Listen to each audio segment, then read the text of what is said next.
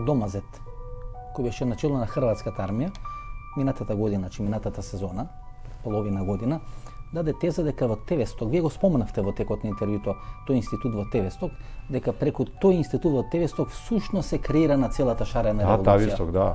Не само шарена револуција.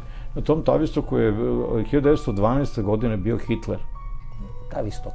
Од тој институт во Лондон. Код Лондона, да. Или од 1912 година. Да, 1912 година био Хитлер на обуци. И шо го обучува? Негов брат е остao у Лондону.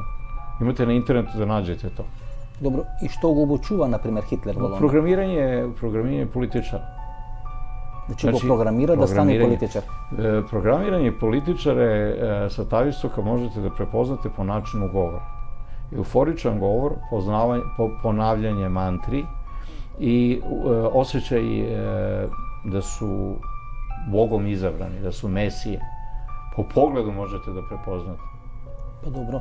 Изаев има такви карактеристики. То сте ви рекли, нисам ја. Вучич има такви карактеристики. Чедомир Јовановиќ има такви карактеристики. Погледот им е ист, ако приметувате, нели?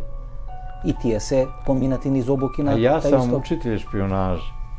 Лепо вам кажем, а ви па онда примети. Мало пре сам рекao vrlo прецизно. Википедија е изваредно средство за откривање шпиона. Ако имате Марка Марковиќа, кој е завршио Харвард и ради на штету Срба, onda je američki agent. Ili je završio Cambridge i Oxford, pa radi na štetu Srba ili Makedonaca, on je protivnički agent. A ako je završio isti taj fakultet, pa radi u korist Makedonaca ili Srba, to znači da ga nisu zaverbovali.